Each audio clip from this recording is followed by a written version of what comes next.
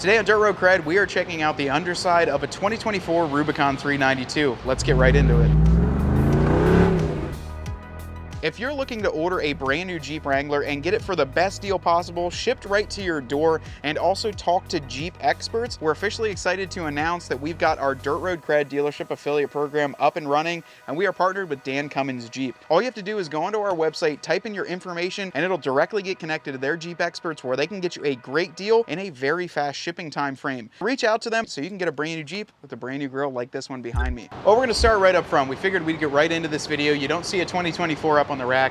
This is the Rubicon 392, which all comes standard now with the Extreme Recon package. It's just the standard 35-inch tire package on here, but we have noticed just a few differences in beginning to look at these vehicles. We already talked about it in a previous video, but up top on the sway bar link bolts, you can see that the nut is a lot larger, as well as that upper bolt and that standoff. So they must have had a few issues up there, and they wanted to reinforce that. I've seen that across the board on some of the Rubicons, as well as this 392 here. We've still got the full-time four-wheel drive. So there was that huge question everyone had, because there were a couple spy vehicles leaked that said maybe the 392 will have a two-wheel drive model. Unless you get a taser and mess with the ECM, it is not going to happen. So on this Jeep, we've got the CV axles, steel knuckles that you find typically on the Gladiator. Those are still on the 392. And then if we pop underneath, we can see on these, especially the 392 models, the front axle disconnect is also disabled because this is a full-time four-wheel drive system. So we'll pop around and kind of look underneath here. Ryan can get a nice shot of it. It's going to be this block-off plate right here on the back. So being that it's full-time four-wheel drive, really don't have any purpose for that. Now what I also wanted to do is kind of check out the transfer case underneath. So in the 392, there's a clutch pack in the transfer case that decides how much power it's sending to the front and rear axles. There has been a little bit of the rumor mill that those are causing some issues and people are going to the standard Rubicon or even an Atlas transfer case, but we can see the actuator is right up here in the back, so that's still occurring on the 2024 model. You can see the actuator right here in the back for those clutch packs to disengage and engage it as it needs, but I'm not so sure there's been any other changes. Looking under here, if you guys can point it out and correct me, still the same style skid plates, a little bit of a vibration dampener for the exhaust there, but very, very similar on the transfer case side of things. That is one problem a lot of people were complaining about, is this clutch pack. They would have rather seen a full-time, but this has proven itself. There's been a few issues with those that really take it out and beat the snot out of them, but it's holding up for the general use of 470 horsepower. All right, guys, so checking out the rear end, we've got still a lot of the same Extreme Recon characteristics. So still the same monotube shocks that we checked out up front. And then on my Extreme Recon, we actually checked these out as well. We do have the bump stop extensions on the axle side and a little bit more of a jounce bumper up top.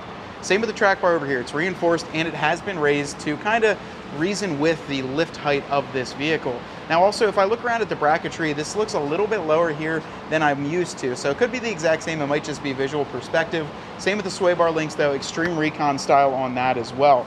The biggest difference on this rear end, besides all the Extreme Recon components that we've seen in the past, is the addition of the full float rear axle. Now we cannot rip this apart because it is a brand new $90-some thousand Jeep.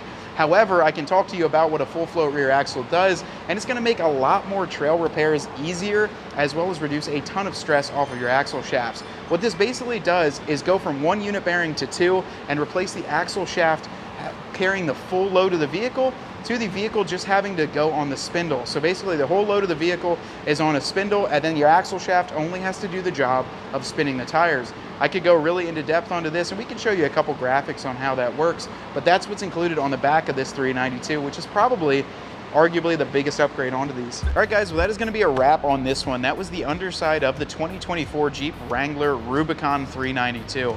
Now, we really wanted to pop this up on the lift and not go into extreme detail about every nut and bolt, but check it over and really see what's the same and what's different on this vehicle. There's not a bunch of out there in your face differences underneath the underside. Really, it's more technical data with the full float rear axle, the larger towing capacity, etc. underneath this 392. But this is a good experience and probably one of the first on YouTube here. We're down here at Dan Cummins Chrysler Dodge Jeep Ram, put this thing up on the rack, and a huge thanks to all the service and techs here, as well as all the sales team that have been really helping us out and allowing us to kind of do what we need to do to throw this up on the lift and show you guys at home. Now guys, we do have an absolute ton of content coming out. This is just one of a few, probably close to 24 when we're done, of all brand new 2024 content. There's a whole row of 392s over there, some in the brand new Anvil color. We've got a lot of model comparisons coming out, so if you guys want to stay up to date on the latest and greatest on the 2024 Jeep, as well as anything else Jeep related, be sure to subscribe to this channel. We appreciate everyone down here so much, as well as you guys sitting at home,